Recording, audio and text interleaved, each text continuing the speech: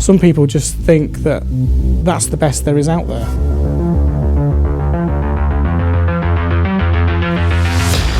It's like Henry Ford, when he made the car. He said if I'd asked people what they wanted, they'd have said they wanted faster horses. Welcome to this week's MTD Podcast. In this podcast, we will discuss ways of reducing operations and improving quality. And we will also discuss solutions to make your business more efficient.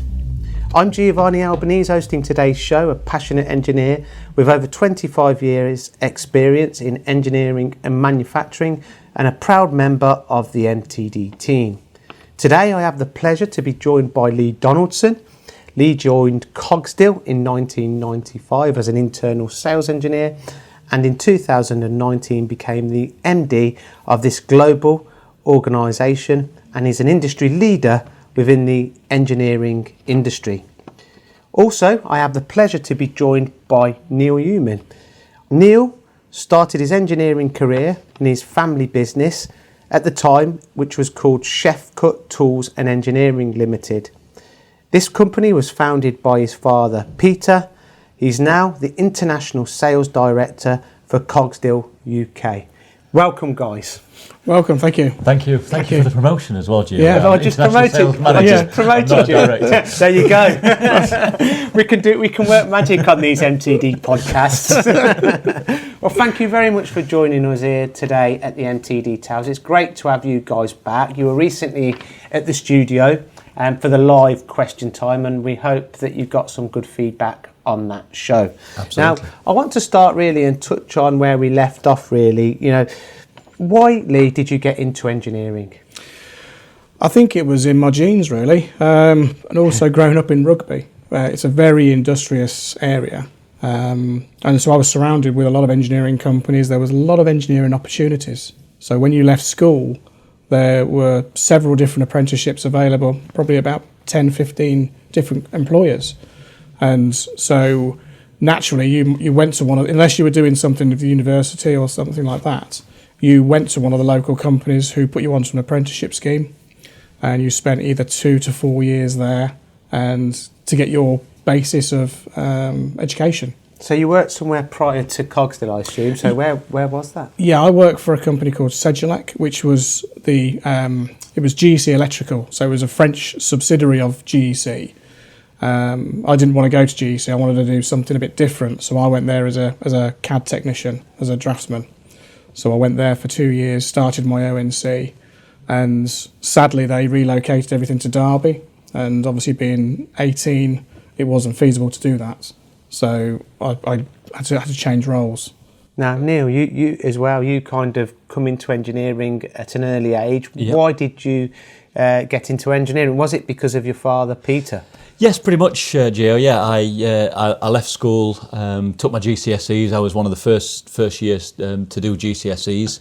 Opted not to go into further education. I wanted to go into the family business. I wanted to go and work for my father, which I did. And I really like yourself. You're a passionate engineer. So am I.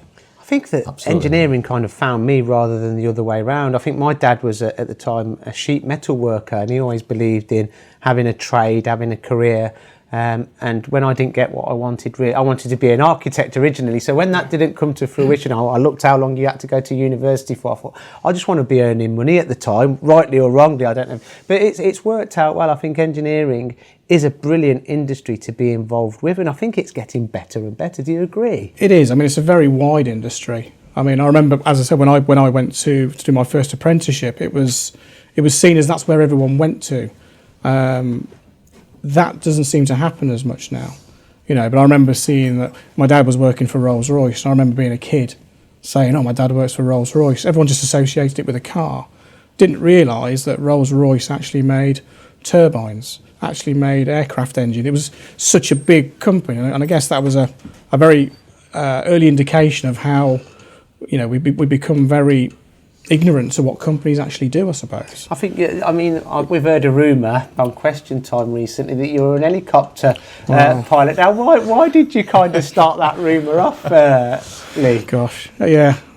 So all those that think I'm still a helicopter pilot. I've actually had flying lessons since then, I will say.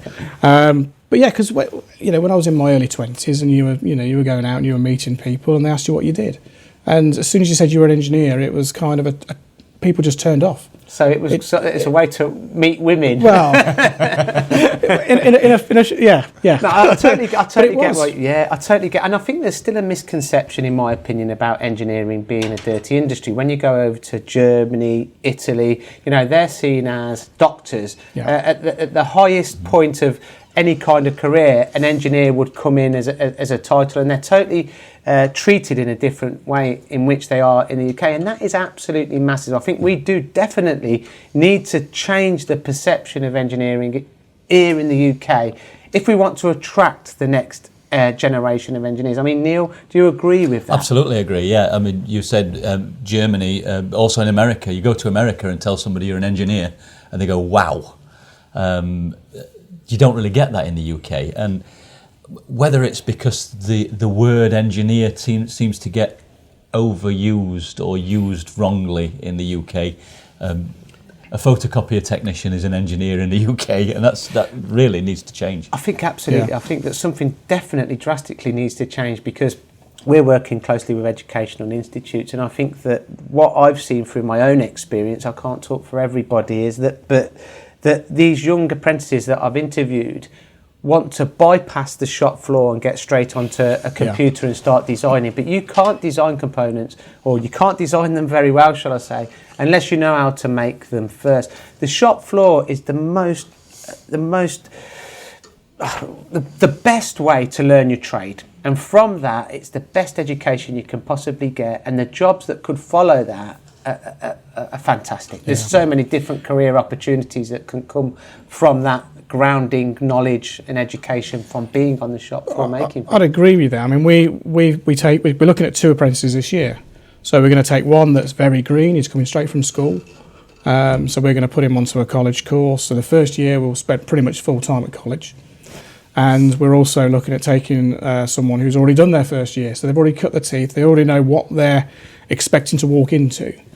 But what's interesting is a couple of years ago we had one of our apprentices, and he'd been there 3 years, and he'd finished his college course, and his lecturer turned around to him and said, "You can now go to your boss and say you're a qualified engineer."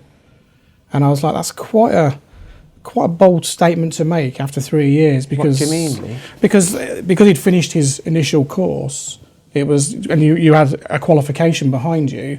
Now you're an engineer, and it's like, do you know what? I've been in this industry 27 years, and every day there is something new, as I'm sure Neil will agree. And me. You're learning things all the time. Absolutely, 100%. I couldn't agree. That's a great statement. I think we're living in a three-dimensional chess game with engineering. That's Technology is, people used to have meetings yearly to kind of have a meeting about the latest technology, how it can benefit their companies. But now they're probably having, or you probably should have, a meeting monthly. That's right. At the rate that technology is actually moving, it's just phenomenal. And I think that you never stop learning. I think that's the beauty of engineering. One of the most beautiful things of engineering, you never ever stop learning. I mean, you discussed with me recently the diversity in which your products get used in the different industries. You couldn't make it up, could you? No, that's right. I mean, they're used in everything from automotive, aerospace, pharmaceutical,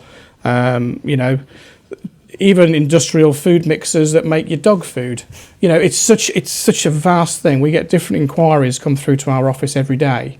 And it is like a live series of how it's made. And does this make does this keep your job fresh? Oh, does it keep you kind of, getting up in the morning and having thoughts coming in your head at night? Is this what keeps you going? It does, because that passion there? I mean, Neil has the opportunity firsthand, because obviously he's going out to these customers, and he'll ring up and say, "You're never going to believe where I've been today and what I've seen." I deal with a company that make the machines that squirt the jam into jammy dodgers. I mean, that's got to be the pinnacle of your engineering career. Don't tell Joe Reynolds about that one. He'll be in there. But yeah, I mean, I remember one of my first jobs with the roller burnishing tools was burnishing the end of a beer tap, so that when they put the beer tap up, it didn't drip. They also then had things with optics, and you're thinking, gosh, I never even realised that. You don't even think about that. You're but having said that, I have bored many people now. Every time we go into a bar and I'm like going, yeah, I know where that's made. And I know we stop when it doesn't drip. We're the reason why it doesn't drip. It might be funny after a few beers. Yeah, that's right. That's one of the first questions I ask if I'm going to see a customer. They show me a drawing, and you see this component. You go, what is it? What does that do? What's it for? And that goes back to your continually learning. You sort of.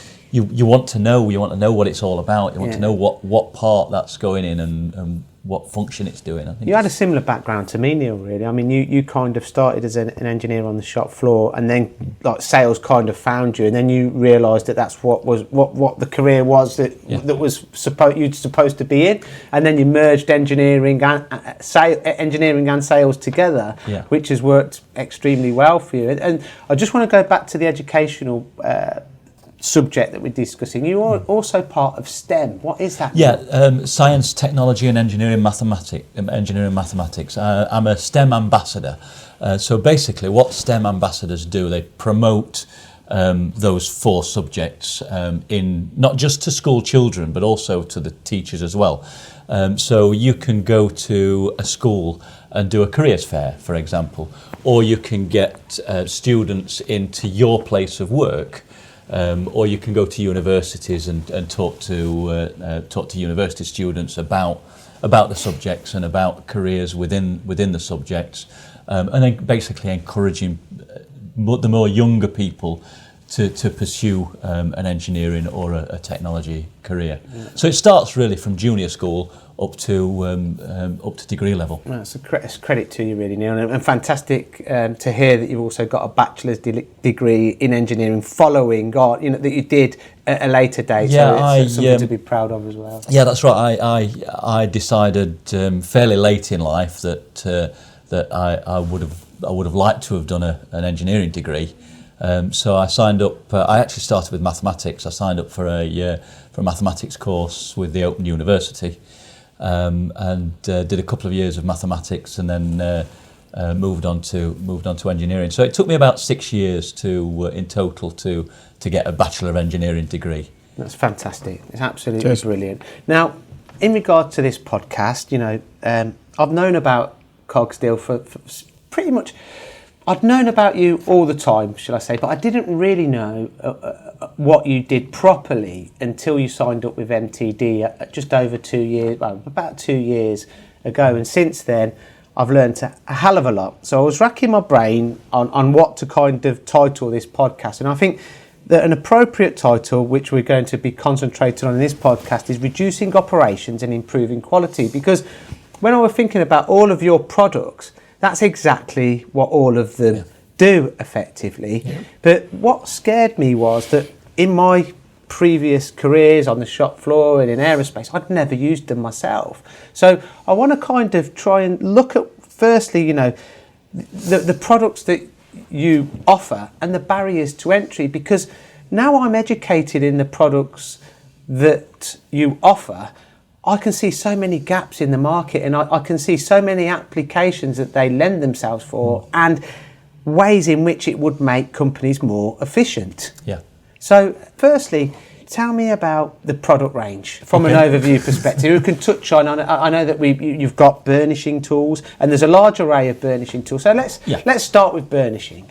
Okay, so burnishing, probably our largest range of burnishing tools are the SRM type, the roller finish type, which are bore burnishing tools. So they go from 4mm up to, we've done tools up sort of 300 and odd millimetre, but so 4mm to your sort of 150mm are the fairly standard range. And we do through type and blind type. So if you've got a blind bore that needs a good surface finish, we can burnish it. So burnishing is available for turning, and Yes, milling now, correct. because you've just launched a new invention with the milling head. You can use bore burnishing tools on any machine. So you can use them on a pillar drill, you can use them on a lathe, you can use them on a milling machine. So you can have the part rotating, or you can have the tool rotating. They're your basic, your standard burnishing tools for producing surface finish in a bore. Now, surface finish and sizing. With burnishing now, I made a statement that burnishing can reduce operations or completely get rid of operations, machinery, and in the process it'll always also improve the quality of your component and also add strength to it. So give me a real life example or examples of where this has been achieved. Okay, I'll give you one. I was in I won't tell you which company. I was in Huddersfield, and a customer who currently uses our deburring tools asked me about burnishing, or I mentioned to him about burnishing, and he asked me a bit more about it. I had a look at the job. He'd got a job on there that was a straight bore. It was struggling. He'd been struggling for days with the surface finish, and he'd got a bunch of scrap parts that the surface finish wasn't right. I happened to have that size tool in my car, so I put it on the machine. It was after a 0.8 surface finish in actual fact, and we got it down to less than 0.4. I put it on the machine. It was the part was burnished in seconds, and he bought the tool there and then. And it saved a grinding operation. Yes. And it's a consistent And it saved the surface scrap. finish. It Saved saves scrap. Yep. So we didn't even mention scrap. So you're getting a consistency, a stable process, Yeah. saving operations. So for this small investment, you're getting one hell of a return of the investment, Lee. Well, that's right, because you're getting a lot of operators who are chasing finish. You know, so they're checking after 10 parts, their finish is then changing, so they're having to go in and they're tweaking this and they're tweaking that, changing inserts.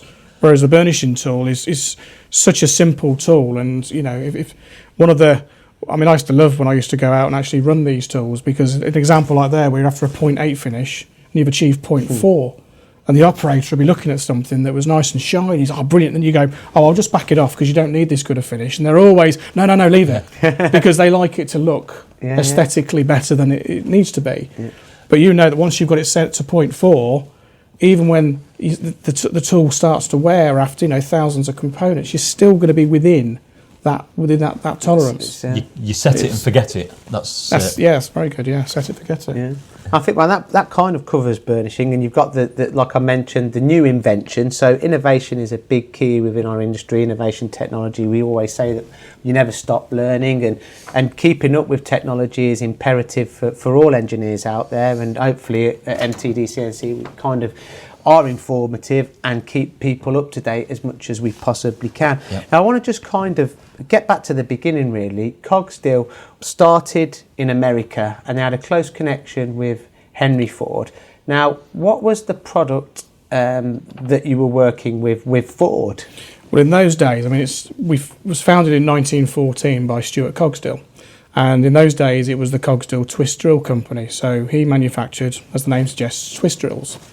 And it was quite a large brand in the US, especially in Detroit, which is obviously, you know, at the time it was the auto capital of the world. So you can imagine Henry Ford was very keen on reducing cost per part. How could he increase his throughput? How could he reduce the price of a car so he could then take it to the mass market? So although he was using our twist drills, he contacted Stuart and said, have you got some new solutions? I want to reduce the time it takes. So can we have a drill with a chamfer on it? Can we have a drill with a counterbore on it? So he started making special tailored tools for Henry Ford, which all of a sudden then made it more cost effective for the cars to be manufactured. And then hence kind of it was the stepping stone really for Cogsdill to look at more innovative tools for that industry. So he was a visionary really. Oh, yes, you know, right. and He was a prolific inventor. He was. Cogsdill. If you do a patent search on Cogsdill, there's the amount of things that Stuart Cogsdill invented and patented is quite amazing. I mean, there were massive comparisons. I mean, we've done a podcast recently with the managing director of FANEC, Tom Boucher, about automation. Now, automation in the automotive industry is heavily embraced. You would never dream of making a car without using a robot. However, you know, in the medical industry, aerospace industry, where maybe you're doing lower volume work or lower batch work, there's a misconception that you don't need automation. But you know, if people are looking to reduce cost per part to remain competitive globally, new inventions and new technology is the only way in which we can all move forward. And inventions that are available from yourself, such as the diamond burnishing head for milling machines, for example, or the deburring tools that, you know, still, in my opinion, massively underused. They should be used in every single workshop. It fascinates me how people are not embracing this technology yet, and how they can still remain competitive, and what the results would be of these companies if they did embrace it. No, you're right. I mean, we're even looking at it ourselves at the moment. We've got on our turning section, we manufacture all the cages on an old Ikigai lathe, and this lathe's about 25 years old, so it needs to be replaced. And it's interesting talking to the turners, and they're saying, well, we just want something the same. And I'm looking at it saying, well, actually, if we had something with live tooling, potentially we could finish those parts on that machine rather than having them semi-finished, which means that there's no second op-in. And it's interesting sometimes when you actually, I mean, some of our turners have been there 20 odd years, and it's interesting when you look at, some people just think that that's the best there is out there. And it's interesting, it's like Henry Ford, when he made the car. He said if I'd asked people what they wanted, they'd have said they wanted faster horses. That's a great point. But it's true, because no one had the concept that there was something else out there, and this is exactly what we do. We've got, I mean, some of our tools, like you say, are 30, 40 years old. It's not new technology. But it was not above its time, it was in front of its time, wasn't it? It was. That just shows the quality of the design. Neil, I just wanted to go back to you mentioned about the milling burnishing. That was actually a process. It was a valve manufacturer in Ireland who approached us, and I went over to Ireland and looked at their manufacturing process, and they were hand polishing the valve seats it was a gate valve, and they were hand lapping the valve seats, and he wanted to automate it. He wanted the guy wanted a process where he didn't have a guy stood there for 10 hours lapping a valve seat, and we put the burnishing milling tool in, and it took it from taking off the machine and hand lap it to a mill it and burnish it in one operation on a milling machine. I think it's brilliant. So that kind of design come through demand in a way. Correct. I think that a lot of people can look at technology such as automation. You mentioned automation and wanted to automate it. Some people can look at technology and automation and AI, artificial intelligence, and look at it as a disturbance, as something that is going to change their business. And they're right, it will change their business, but they shouldn't be looking at it in a bad way. They should be looking at it as an opportunity to embrace it and to move forward. And I think that goes for all engineering products that are out there. You know, I always say, you're only as strong as your weakest link within the engineering process. And I think that it's all good and well having the best machine tool for the application, but then all the other tools, your cutting tools, your work holding, your coolant, are all key elements to that, to create the complete and the very best process. You're right. I mean, there's so many companies we go to where they'll invest £250,000 in a machine, and they'll have no budget for tooling. And especially on some of the bigger machines, like the horizontal boring machines, which our facing heads fit on.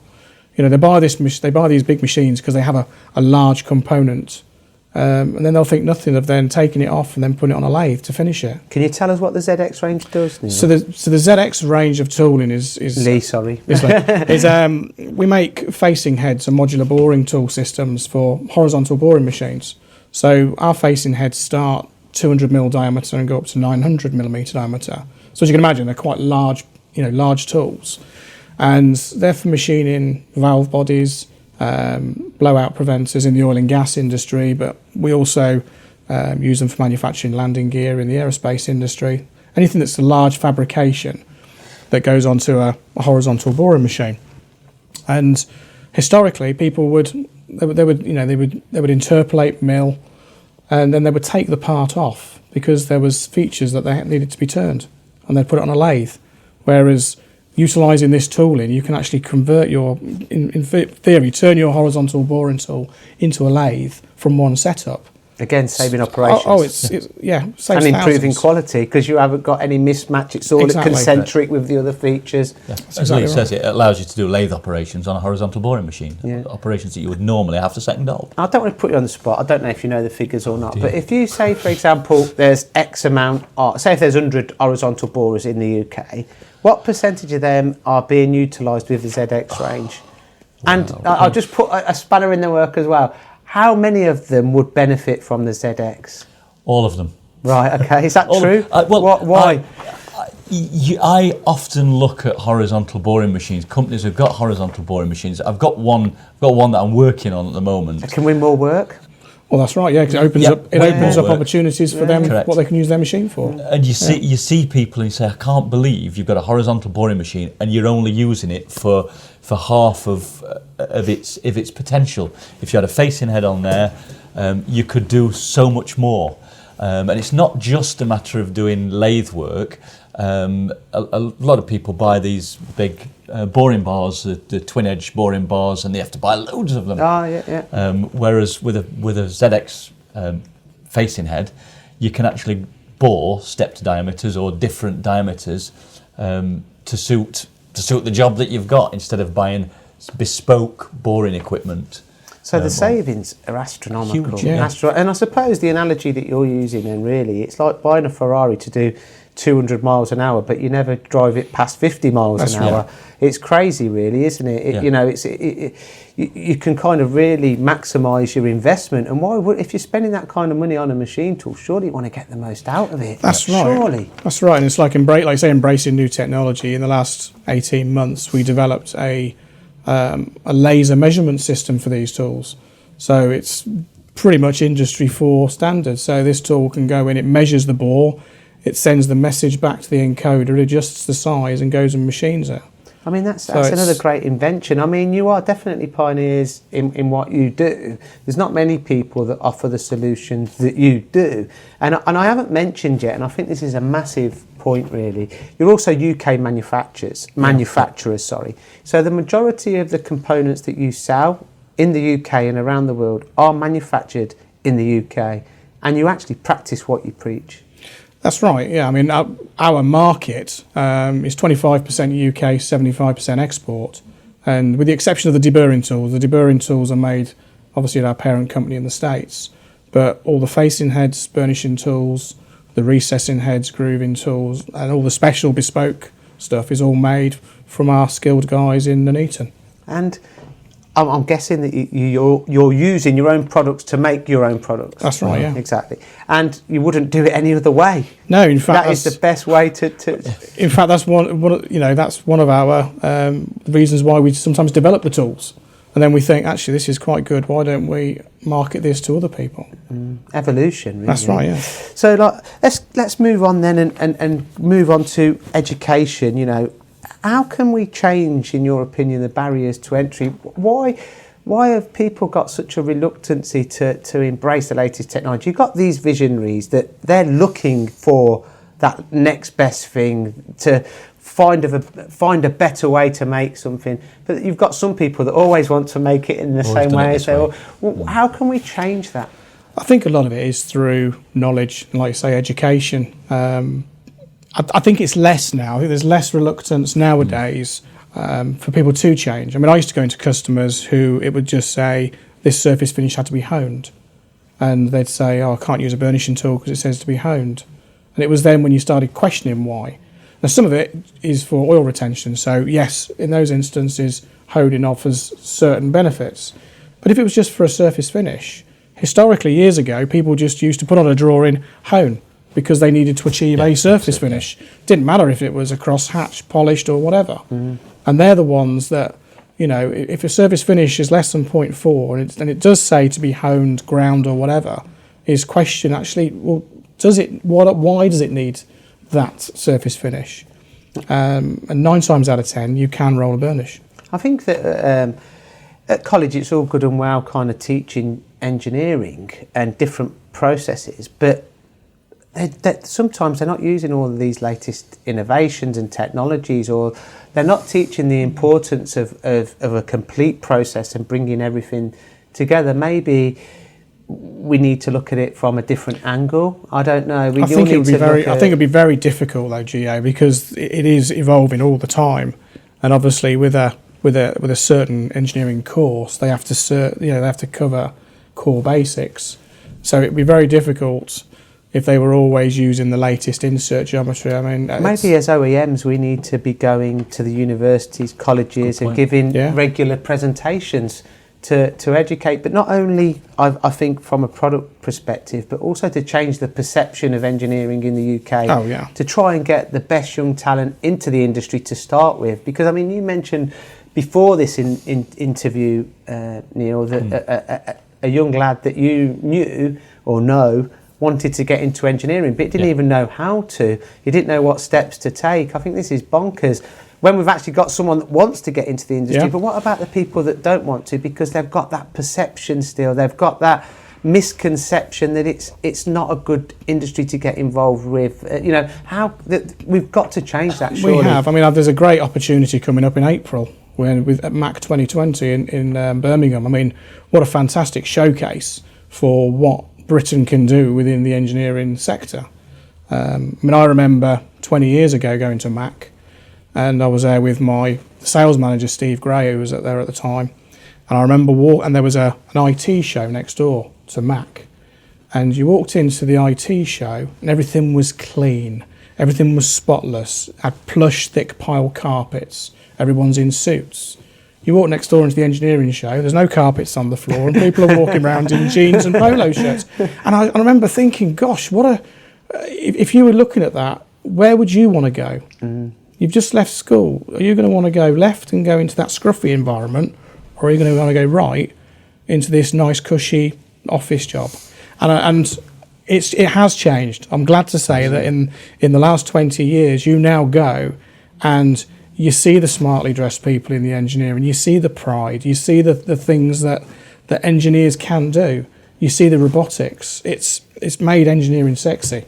I think that's a good way to put it, really. Yeah. And that's one of the things that we tried to do 5 years ago with our own company. You know, we felt that we've got the products. How do you show them in the best light, and how do you show the market what you do? Which is why we've engaged with the likes of yourselves, created a new website. We created these fantastic animations, and we've done so much to try and educate people. And I think over the last few years, we've seen more engagement, and we've seen more people come to us as the leaders in tooling innovations for this industry, which has been an absolute fantastic breath of fresh air for us. I think it's brilliant. You couldn't have put it any better, really, Lee. I think that in my opinion, I think it's a brilliant industry to get involved with. You know, regardless of what job or career path you're looking for, there's so many different facets to engineering. There's so many different elements to engineering. I think with the technology, we are at the forefront of technology in engineering. You know, with AI, with robotics, with automation. The jobs are endless. The opportunity is endless, and I can't stress enough to any young people watching this podcast, give engineering a go. Look at, or at least do your due diligence on engineering and see if it's what, it could be right for you. Yeah. I mean, from a manual or shop floor perspective, there is a huge demand for CNC operators. I mean, I know that just through my own factory, watching guys who've been at the factory for 20, 30 years. There's a big gap, isn't there? There is a big gap, and trying to find people of that calibre is very difficult. But the opportunities are there to be had. And the shop floor is the best place to start your career in engineering, in my opinion. Some people try and bypass that, but there's no better way to start. That's right. I don't think you can bypass that. I think you were talking about design earlier on, and you design for manufacture. So if you don't know how to manufacture something, you're over engineering to design components. Correct. Yeah. You're right. And there's a big demand for not just shop floor. There's a big demand for engineers. And I think the more people that we can encourage to have a look at engineering, as a career, the better. And I think that's bonkers as well. You know, we talk about automation and people kind of say, oh, it's going to take our jobs, this, that, the other, but there's such a demand for engineers. So what jobs is it going to take? I mean, it's going to take away the jobs that really you wouldn't really want to do, really. You know, doing a repetitive task 10 hours a day, you can get a better job where you can be creative and you can get upskilled, get more money, you know, have a bit more of a passion for your job. I mean, it's been a fantastic podcast. I could go on and talk for another few hours, definitely. I mean, but we'll have to draw it to an end. But is there any last thoughts, any summaries? Is there any points that you want to finish on? I think I would definitely have a look at engineering. As you've said, there are so many different avenues you can go down, whether it be the manual, wanting to actually be on a shop floor and manufacture something and have pride in your work, or you want to design something, you want to be part of the next, you know, revolution. It's like you say about robots. Someone's got to design those robots. Someone's got to engineer those robots. Someone's got to make those robots. So it's an engineering cycle. And if you want to have a look at what we do, just go onto our website, cogsdill.co.uk. I want to go back to what Lee says before we finish, and I think it's a really good point. I've got 2 children, one's 5.5, one's 3.5 now, I lose track. But my sons are heavily into their cars, their trains, like I was when I was that very, very young age. And then something happens to them when they're inquisitive, how they're made, this, that, the other. And then something happens to them when they go through school. They've not gone through school yet, but I know it happened to me. It goes. You stop thinking about it. And then you leave school and then you start thinking about it again. Yep. And I think that this, you know, making things, designing things, being an inventor, for me, that's so exciting. You know, right. to design something that's never been designed before. You know, I think you can't get much better than that, surely. No, I agree. And I'd also encourage people to approach employers. I mean, I can't remember the last time I had a letter asking for, I'm leaving school and I want to know what opportunities there are. And that's a shame, because I remember when I was leaving school, writing those letters to the local companies who were doing apprenticeships, and you got a buzz about it then when you were selected, and it was all big, you know, it was the start of the journey. And I think, again, I could be totally wrong, so I'm sorry to anyone that I may offend if I am, but I just don't think engineering is promoted enough from the ground roots. No. You know, I just still think that there's in manufacturing, from the government, from everyone needs to be promoting manufacturing more if we want to, you know, remain a manufacturing powerhouse around the world. I mean, I think we're number 5th or 6th, globally. You know, why can't we get to number 2 or 3? You know, if we we can, we've got the skill, we've got the knowledge, and we need to pass it on to the next generation. And if we don't pass our knowledge on, then it's going to be gone. That's right. You know, and I think that we've got to all work together. And I think one of the purposes of these podcasts is to make them educational, so people can tap into kind of knowledge of industry leaders, that not just talking for the sake of talking, but you've actually got the t-shirt, you wore the t-shirt, you've done it, you know, all the way through. You know, I think that it's imperative that people can, you know, contact you if you're interested. That's right. That's what it's all about. Yeah, definitely. Guys, thank you very much for a fantastic podcast. No problem. Now, don't forget, if you've enjoyed this podcast, if you want to ask Lee or Neil any questions, please get in touch. We'd love to hear from you. Lee and Neil would love to hear from you, and we'll answer the questions that you may have on the next podcast or on social media. Thank you very much. Thank you. Thank you. Thanks for listening to the MTD Podcast. If you found value in this episode, please subscribe and leave a rating and review. Find more episodes on mtdcnc.com.